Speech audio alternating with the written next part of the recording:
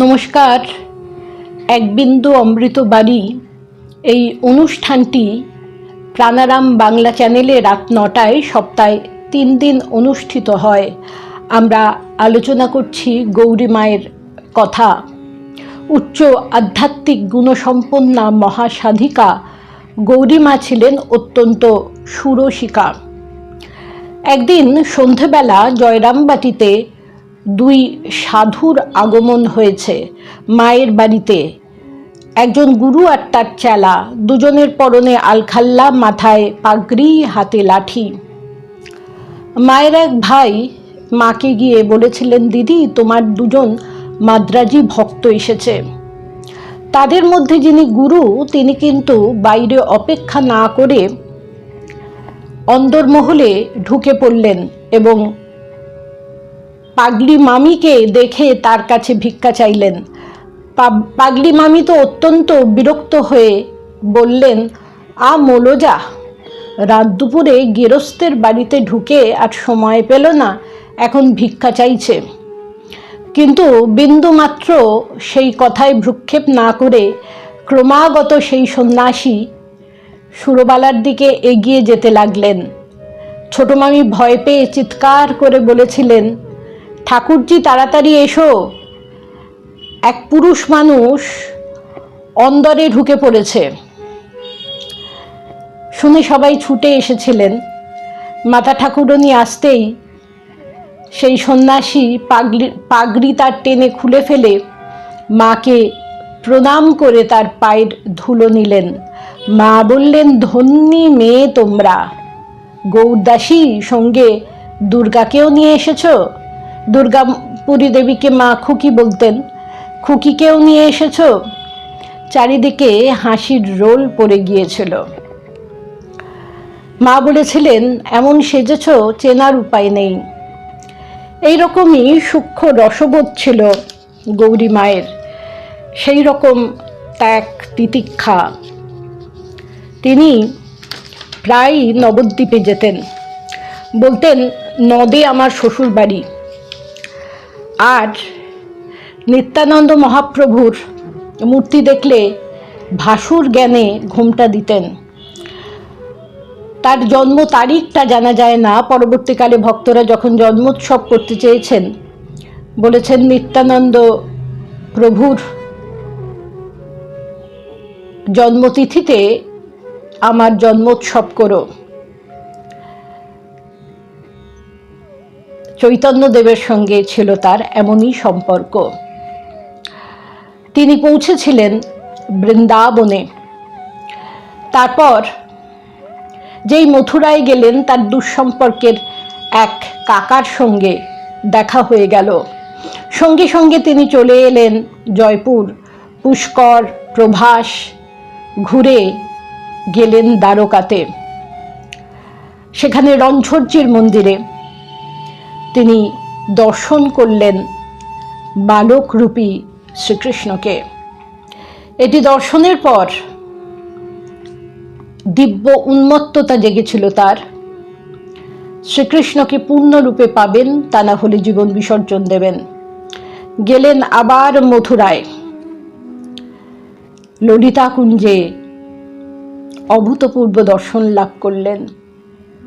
পূর্ণরূপে শ্রীকৃষ্ণ ধরা দিলেন। কিন্তু সেই শ্যামাচরণ কাকা দেখতে পেয়ে গৌরী মাকে বাড়িতে নিয়ে এলেন। বাড়ির লোক সবাই খুব খুশি, নৃরানী এতদিন পরে ফিরেছেন।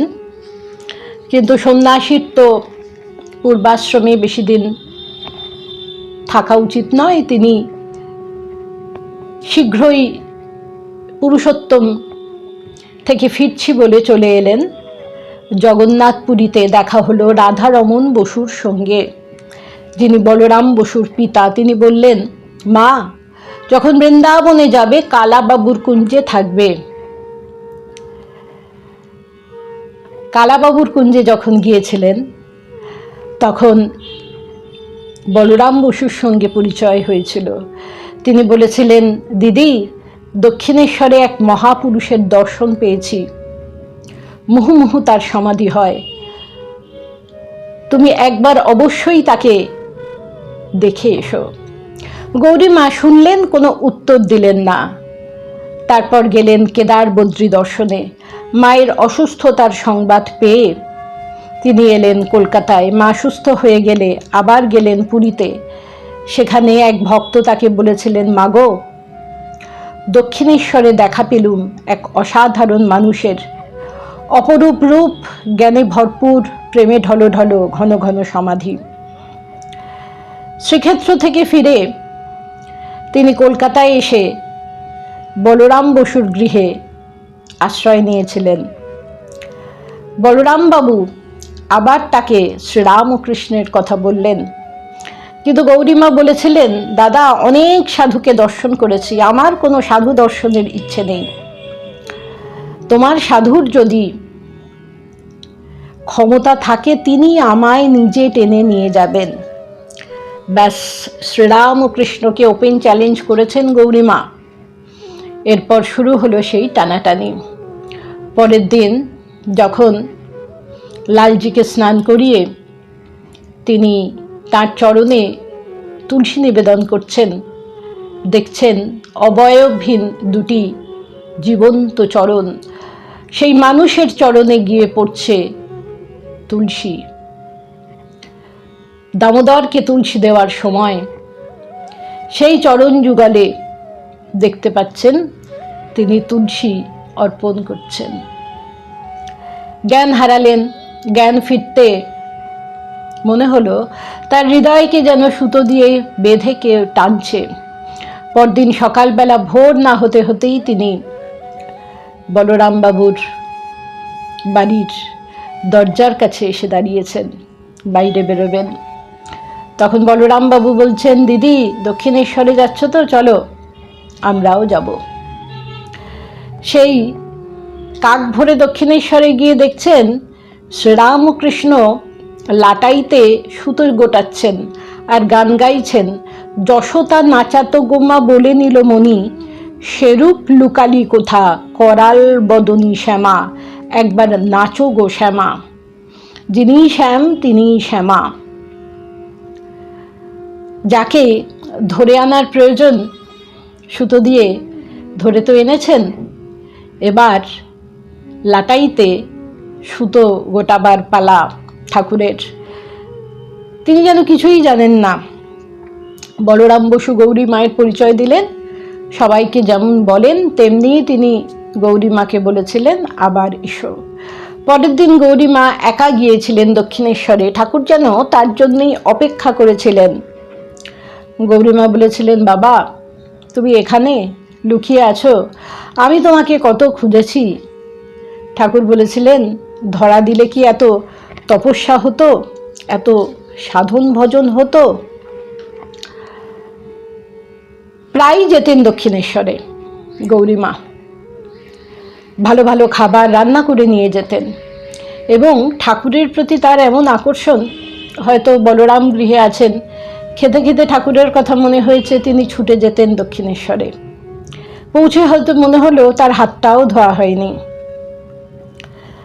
শ্রীরামকৃষ্ণের সান্নিধ্যে তার এমন উদার দৃষ্টি হয়েছিল, একদিনের ঘটনা সেটি প্রমাণ করে।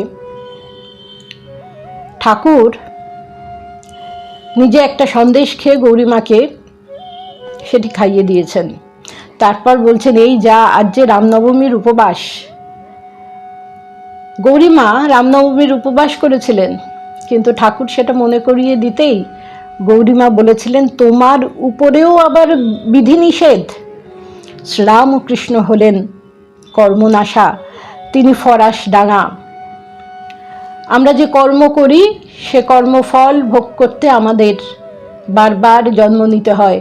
জন্ম মৃত্যুর চক্র থেকে আমরা রেহাই পাই না, কিন্তু অবতার কর্মফল নাশ করতে পারেন। তিনি কর্মনাশা, তিনি ফরাস ডাঙা। ইংরেজদের আমলে স্বাধীনতা সংগ্রামীরা চন্দননগর, পন্ডিচেরি এসব জায়গায় চলে যেতেন, যেখানে ফরাসিদের ঔপনিবেশ ছিল। ব্রিটিশ পুলিশের আইন খাটত না। শ্রীরামকৃষ্ণকে যদি আমরা স্মরণ মনন করি, কোনোভাবে তার সঙ্গে যুক্ত থাকতে পারি, তাহলে আমাদের ইন্দ্রিয়গুলি আমাদের কাবু করতে পারবে না। আমাদের মনে যে আসরিক প্রবৃত্তি, সেগুলো সহজেই দমন করা সম্ভব হবে। একদিন ঠাকুর বকুল গাছে জল ঢালছেন আর বলছেন গৌরীমাকে, আমি জল ঢালছি, তুই কাদা চটকা। অর্থাৎ আমি অনুপ্রেরণা দিচ্ছি, তুমি মানুষ গড়ার কাজ করো। ঠাকুর বলেছিলেন যে অনেক সাধন ভজন হয়েছে, মেয়েদের বড় কষ্ট, এবারে এই জীবনটাকে মায়েদের সেবায় লাগা। শ্রীরামকৃষ্ণের আদেশে, শ্রী মায়ের অনুপ্রেরণায় তিনি প্রথম ভারতবর্ষের নারী মঠ স্থাপন করেছিলেন, উৎসর্গ করেছিলেন শ্রী মায়ের নামে শারদেশ্বরী আশ্রম। শ্রীরামকৃষ্ণ তাকে শ্রী মায়ের কাছে নিয়ে এসে বলেছিলেন, ব্রহ্মময়ী একজন সঙ্গিনী চেয়েছিলে, এই নাও একজন সঙ্গিনী। তারপর থেকে গৌরীমা শ্রী মাকে ব্রহ্মময়ী জ্ঞানেই শ্রদ্ধা, সেবা এবং ভক্তি করেছিলেন। আবার আমরা পরের পর্বে আলোচনা করব। নমস্কার।